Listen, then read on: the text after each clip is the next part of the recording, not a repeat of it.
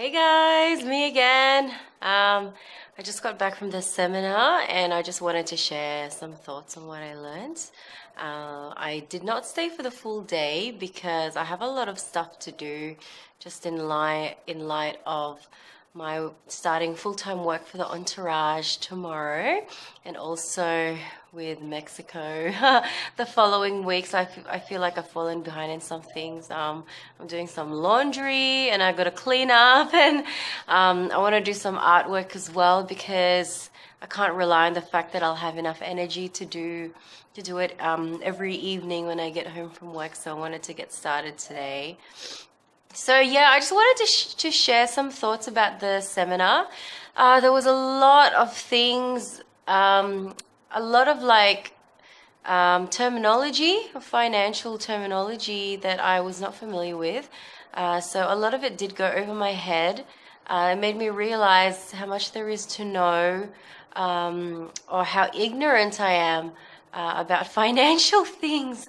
So it's things like superannuation and trusts and tax. You know, that's all really important if you want to get into property, and insurance, even insurance. The speaker, her name is Dymphna Boholt. I don't know if you guys, if you're Australian, might have heard of her. She's kind of like a property investment guru. So this is her.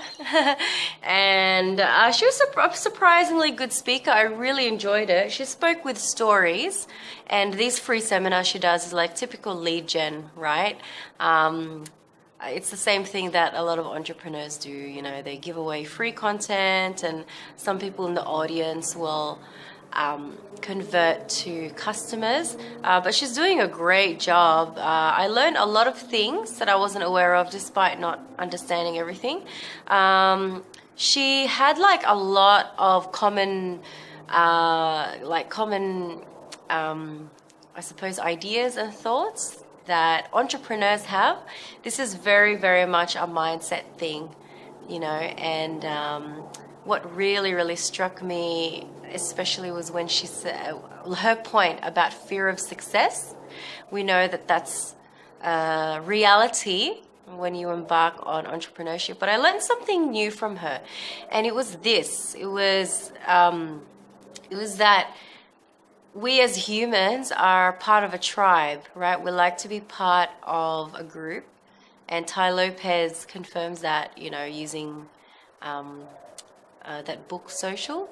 Our brains are hardwired to be social, to be attached to a tribe or with groups. So this made perfect sense when Dymphna said it. She said that once you rise to success and you earn more money, you will notice a divide with your peer group. Because when you have that flashy car or that yacht or whatever, and you want to invite people to the movies in the middle of the day, but they're working, that's going to create a divide with your peer group. And us as humans, we subconsciously don't want to be separated from them, right? So we end up sabotaging ourselves from the wealth or the money that we are creating, even though we consciously desire it, but subconsciously there are drivers behind that. And what she pointed out was that separation, or fear of separation from our tribe. So yeah, it just tied it back to my learning from entrepreneurship. And you're the average of the 5 people you associate with most, and that is why entrepreneurs make a conscious effort to elevate or when they do elevate their mindset and grow, they seek out people who are like-minded or who are on the same journey, and they seek out people who are like light years ahead of them, right? And they become mentors. So it's the same sort of idea here. Another thing I wanted to share as well is just how overwhelmed I am with knowledge that's out there. And I'm really grateful because my dad bought me these 2 books. He ordered them for me when when he registered my details online. So there's 2 books. This one is kind of like her biography and her story. you know, she was a single mom, and she was recently divorced and was left broke looking after two young children. And I think she was pregnant as well with the second one, which is sad. But yeah, she rose above it because she, you know, she worked her butt off. She started her own business as an accountant, realized that she was working, you know, too hard, exchanging time for money, so got into real estate. That's the crux of her story. And there's this one too. Yeah. So what I like about it is it's, you know, very much geared to the Australian environment, which is, you know, what we need to learn over here. I would like, if I'm going to read about real estate, I'd like it to be applied locally, right? So yeah, that's what I like about it. And yeah, there was a lot of new things in that seminar that I'd never come across before, and it was overwhelming. But I'd have to say that just in my recent journey, I'm slowly but surely developing a thirst for knowledge, and that seems to exceed my feelings of overwhelm.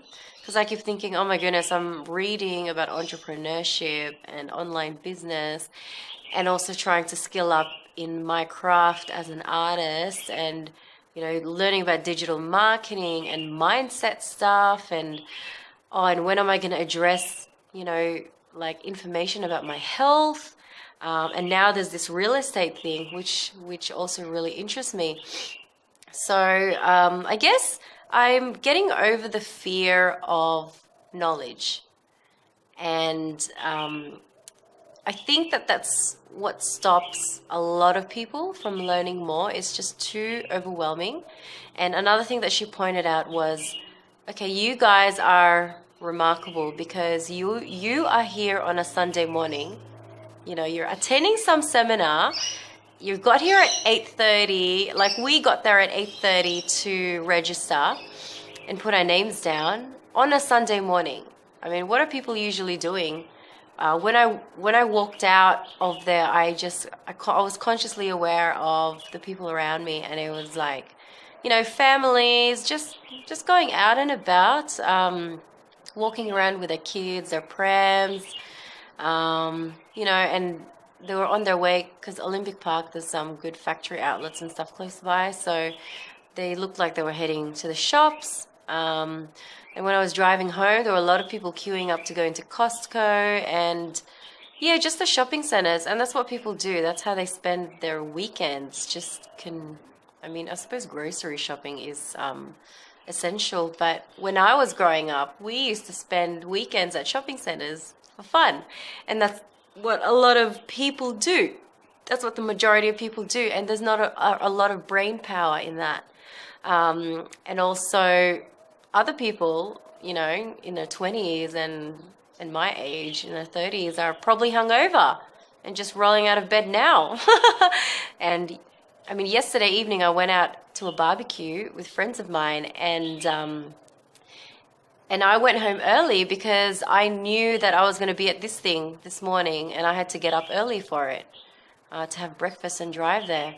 So it just really made me think, the majority of people don't do what I just did this morning, what my parents and I just did this morning, which is attend a seminar. And who knows, I mean, she's accused of being a scam artist, just like a lot of guru types are. Even Tai Lopez is being accused of being a scam. But look, I'm going to choose to be open-minded, and I think she's legit. Tai Lopez is definitely legit. You know, he's like Bill Gates, Elon Musk, legit, I think. So, yeah, it's not until you open your mind and use your discernment that you can tell, right? And I think I prefer the thirst for knowledge and, you know, the thirst for knowledge and the open-mindedness to the prospect of being ignorant.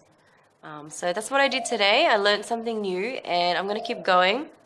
I'm going to tackle these books. I have been slack in my reading. I started with The Ultimate Sales Machine by Shet Holmes not long ago, so I was tackling that. But I think I'll get started on this stuff just so I can have a bit of a refresher. And now I'm going to get on with my chores. And yeah, so wherever you are in the world, thanks for listening. And I hope you guys have a great day and weekend. And I'll speak to you tomorrow. Bye.